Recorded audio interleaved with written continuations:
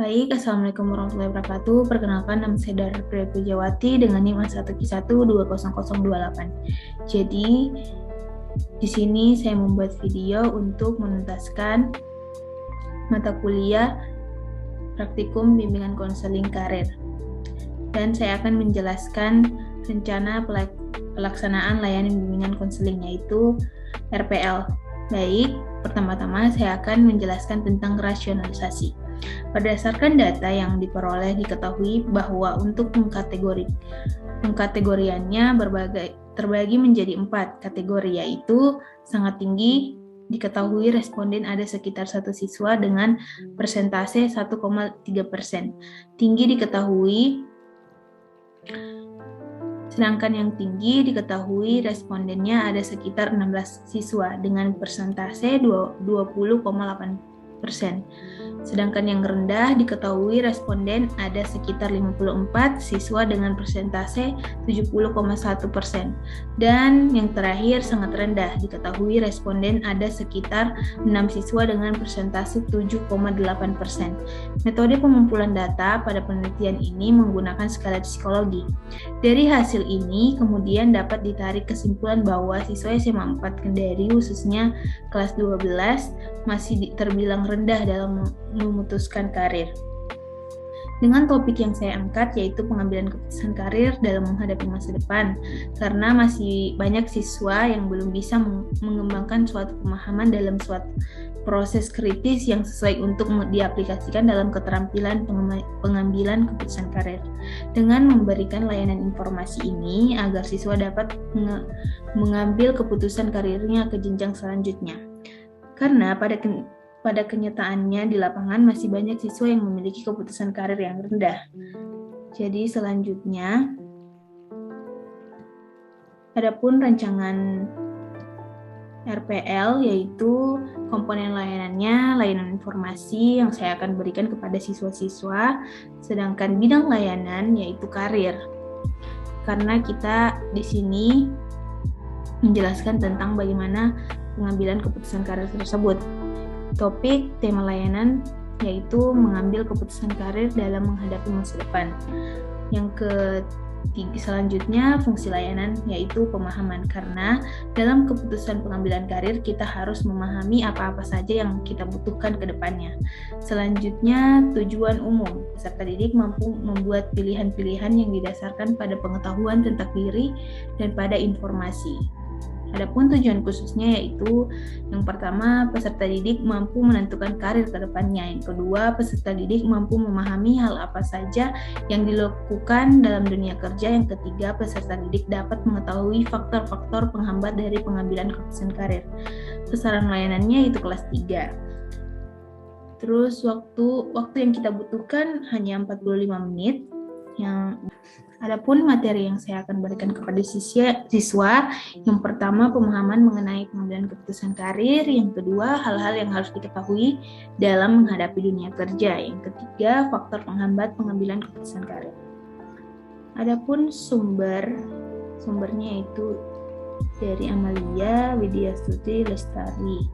Ini adalah sumber materi yang saya akan berikan kepada siswa nanti. Dan metode atau alat media, metodenya yaitu ceramah, curah pendapat, dan tanya jawab. Sedangkan medianya yaitu poster.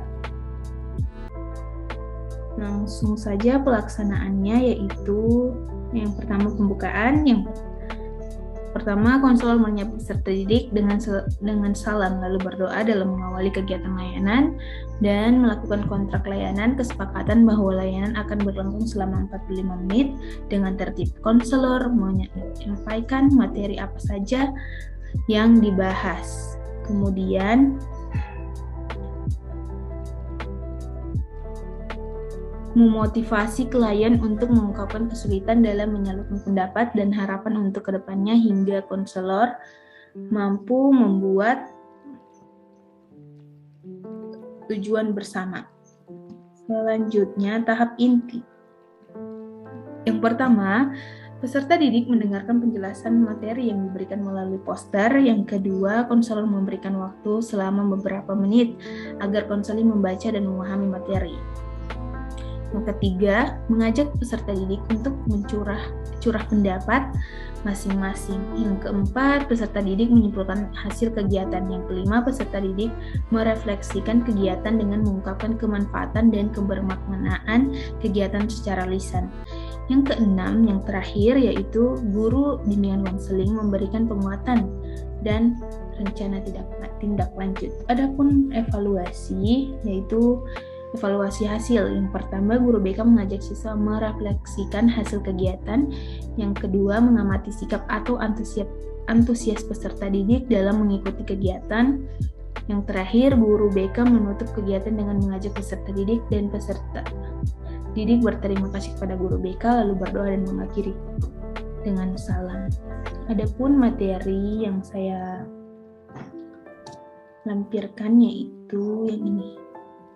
Pertama, uraian materinya bisa kita lihat.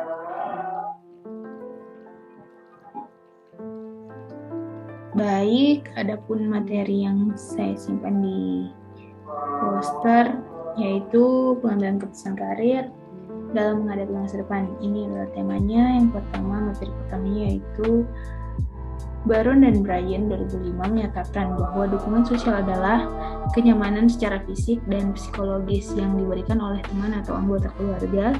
Dukungan sosial juga dapat dilihat dari banyaknya kontak sosial yang terjadi atau dilakukan individu dalam menjalani hubungan sumber-sumber yang ada di lingkungan.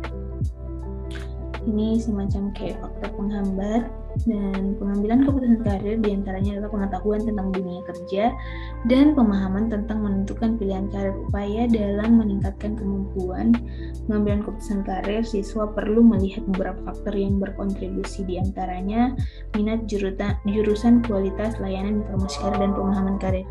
Inilah salah satu faktor-faktornya. Yang ketiga, persiapan diri untuk masuk dunia kerja. Yang pertama, mental. Kamu harus kuat dan jangan merasa lemah. Mulailah berpikir positif dan tanggapan di sekitar kamu. Yang kedua, mengenali diri. Sebelum kita terjun ke lapangan kerja atau kita akan mengambil pekerjaan yang kita minati, kita harus mengenal jati diri kita sendiri terlebih dahulu. Yang ketiga, mengasah kemampuannya itu dengan adanya seminar-seminar ataupun belajar lebih giat untuk mengasah kemampuan kita di bidang apapun itu. Terus mengontrol emosi, dan yang terakhir menjadi pendengar yang baik.